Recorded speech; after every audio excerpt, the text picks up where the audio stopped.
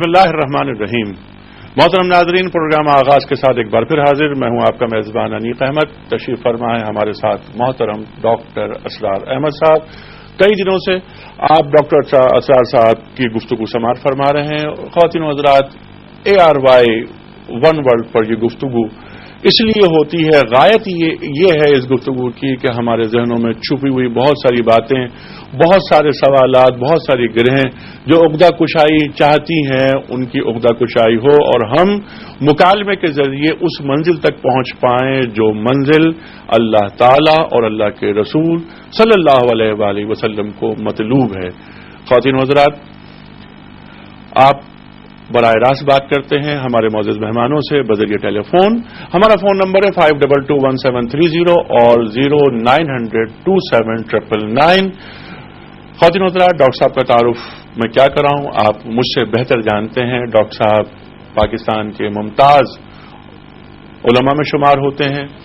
سب سے بڑی بات یہ ہے کہ ڈاکٹر صاحب کا اپنا ایک ویژن ہے. وہ ویژن ایسا ہے کہ جس کے اندر حالات حاضرہ سے مکمل باخبری بھی ہے، امت مسائل کا ادراک بھی ہے، اور ان کے حل کی کوششوں میں آپ سر تاپا مصروف رہتے ہیں. خواتین حضرات، ڈاکٹر صاحب نے 1954 میں کنگ ایڈورڈ میڈیکل کالج سے MBBS کیا. کچھ عرصے پریکٹس کرتے رہے. اس کے بعد آپ نے اپنی زندگی تبلیغ دین اور قرآن کریم کی خدمت کے لیے وقف کر دی. تاحال لمحے موجود تک ڈاکٹر صاحب کے اپنے قول میں اور اپنے کمٹمنٹ میں ذرا سا بھی آپ متزلزل نہیں ہوئے. خواتین و حضرات، پروگرام کا آغاز ہم وہیں سے کرتے ہیں جہاں سلسلہ کلام کل ٹوٹا تھا. ڈاکٹر صاحب، سب سے پہلے تو آپ کو خوش آمدید ARY کی جانب سے ایک بار پھر. بہت شکریہ. اچھا ڈاکٹر صاحب، آپ فرما رہے تھے کہ مسلمانوں کے عروج اور زوال کی بابت طویل گفتگو آپ کی ہوئی، تو اور آپ نے اس کے 6 اسٹیپس گنوائے. تو ایمان، دل میں پختہ ہونا، اس کے بعد تنظیم ہے، اور تنظیم کے بعد تزکیہ ہے، تزکیے کے بعد پیسو ریزسٹنس ہے، وغیرہ وغیرہ. اس کے بعد ایکٹیو ریزسٹنس، تصادم، فائنل صورتحال، فائنل تصادم. ڈاکٹر صاحب، حالات یکسر تبدیل ہو گئے ہیں. 1400 برس پہلے کا معاملہ نہیں ہے. آج نیشن اسٹیٹ کا تصور سامنے آ گیا ہے. اپنی اپنی باؤنڈریز میں مسلمان ممالک رہتے ہیں، بستے ہیں، سانس لیتے ہیں. آج سب سے پہلے پاکستان کا بھی نعرہ لگتا ہے. ایسے میں ایکٹیو ریزسٹنس کی جو بات آپ نے فرمائی، اس کے لیے کیا کسی مجتہدانہ طرز عمل کی ضرورت ہے؟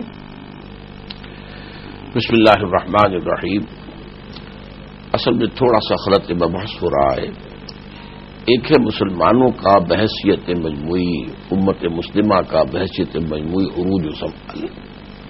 وہ مسئلہ بھی اپنی جگہ ہم نے اس پر گفتگو کی ہے. لیکن اس وقت اصل موضوع کیا ہے کہ ہم کسی ایک ملک میں بھی اگر یہ چاہتے ہیں کہ اسلامی انقلاب برپا ہو اور اسلام واقعتاً ایک دین اللہ کی حیثیت سے، ایک پورے پولیٹیکو سوشو اکنامک سسٹم کی حیثیت سے وہ ایک نافذ ہو قائم ہے، تو اس انقلابی عمل کے سٹیپس کیا ہیں؟ تو اس میں جو بات سامنے آئی تھی وہ یہ ہے کہ پہلے ایک انقلابی جماعت کو تیار کرنا، یہ اصل میں پہلا اس کا مرحلہ ہے. اور اس میں کیا ہے؟ سب سے پہلے دعوت ہے. جو بھی انقلابی نظریہ ہے وہ دلوں کے اندر، دماغوں میں راسخ ہو جائے. جو اسلامی انقلاب کے لیے ایمان ہے اور اس کا ذریعہ دعوت کا قرآن ہے. نمبر 2، انہیں جو بھی لوگ اس ایمان، واقعی حقیقی ایمان کے ساتھ بہرور ہو جائیں، جس کا ثبوت کیا ہوگا؟ حضور کے زمانے میں ثبوت تھا استقامت، کہ جو بھی پرسیکیوشن شروع ہو جاتی ہے ایمان کا اظہار کرتے ہی اس پر ثابت قدم رہنا. معلوم ہوا کہ ایمان دل میں اتر چکا ہے. آج ہوگا اس کا ثبوت، آپ شریعت کے کم سے کم ان تمام حصوں پر عمل کریں جن پر عمل کرنے کے لیے نظام ضروری نہیں ہوتا. کچھ احکام ایسے ہیں جو انقلاب آئے گا، اسلامی حکومت قائم ہوگی، تبھی اسلامی سزائیں ہیں. مثلا چور کا ہاتھ کاٹنا ہے تو آج تو نہیں کاٹا جا سکتا، وہ تو اسی وقت ہوگا جبکہ وہ نظام جو ہے قائم ہو اور وہ شریعت کے احکام نافذ ہو. باقی تمام احکام پر عمل کرنا یہ گویا کہ ثبوت ہوگا. نمبر 3، تزکیہ، جو میں نے عرض کیا کہ امنگ کوئی باقی نہ رہے سوائے اللہ کی محبت کے، اللہ کی رضا جوئی کے اور آخرت کی فلاح کے. اور جب تک کافی حد تک تعداد میسر نہ آ جائے اس وقت تک صبر محض پیسو ریزسٹنس، مارے کھائیں، جوابی کارروائی کوئی نہ کرے۔ اب اس کے بعد اگلا سٹیپ جو ہے to switch over from passive resistance to active resistance, یہ بہت کریٹیکل کوشچن ہے، کیونکہ یہ بھی ہو سکتا ہے کہ پوری تیاری کے بغیر قدم اٹھا دیے جائے، ڈن، فیلیور لازمی ہو جائے گی۔ ٹھیک، یہ بھی ہو سکتا ہے کہ صحیح وقت آ گیا ہو اینڈ یو مس دی بس، وہ موقع جو آیا وہ تو موقع انتظار نہیں کرتا، اس وقت اگر آپ نے فوراً جمپ نہیں کیا ہے تو پھر یو مس دی بس۔ تو اس لیے یہ کریٹیکل ہے۔ اب اس میں سب سے پہلی بات جو میں واضح کرنا چاہتا ہوں وہ یہ ہے کہ معتدل تعداد لوگوں کی تیار ہونا۔ اگر ہمارے پاس کوئی چھوٹا سا جزیرہ ہو، 1-2 لاکھ کی آبادی ہو، تو اس میں چند 100 اشخاص بھی اس طرح کے تیار ہو جائے تو انقلاب برپا کر دیں گے۔ لیکن ایک کروڑوں کا ملک ہو تو ظاہر بات ہے کہ جب تک لاکھوں کی تعداد میں ایسے افراد تیار نہ ہو تو تھوڑی سی تعداد لے کر جو ہے کوئی ہنگامہ کھڑا کر دینا جو ہے اس کو کچھ حاصل نہیں ہوگا۔ تو وہ تعداد ہو اور ان کی ڈیپتھ آف کمٹمنٹ ہو، ان کے اندر پوری جو ہے آبادگی ہو کہ تن من دھن سب کچھ لگا دیں گے، جانے بھی دے دیں گے، اور اس کے لیے وہ ڈسپلن کے خوب ہو چکے ہیں۔ یہ تعداد کا اچھا، جب یہ لاکھوں کی تعداد ایسے لوگوں کی ہوگی تو ظاہر بات ہے کہ ان کے ساتھ کروڑوں کی تعداد میں لوگ وہ ہوں گے جو ان کے ہمدرد ہوں گے۔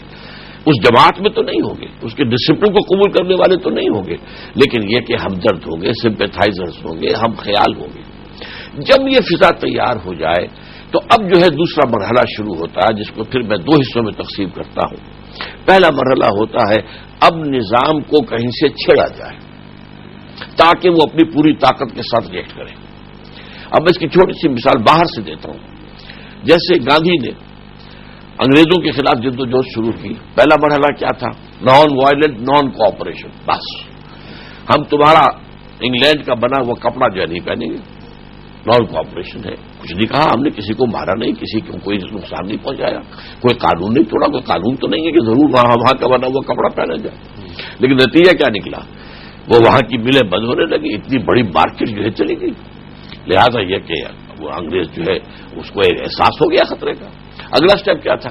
یہ ہے ایکٹیو ریزسٹنس، وہ تھا نان وائلنٹ سول ڈس اوبیڈینس۔ جی، مطلب سول فرمانے کی طرف آپ بات فرما رہے ہیں۔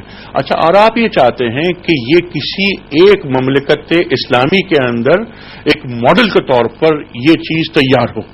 ہاں، نہ صرف یہ کہ اس لیے کہ ماڈل تیار کیا جائے، بلکہ ممکن ہی یہ ہے، ممکن پوری دنیا میں عالم اسلام کے اندر بیک وقت یہ عمل شروع نہیں ہو سکتا، اور یہاں سے اس کو دیگر ممالک میں ایکسپورٹ کیا جائے۔ وہ جیسے کہ ہمارے سامنے مثال حضور کی ہے صلی اللہ علیہ وسلم، آپ نے عرب میں کام کیا، 10 سال تک آپ نے مکے سے باہر قدم نہیں نکالا۔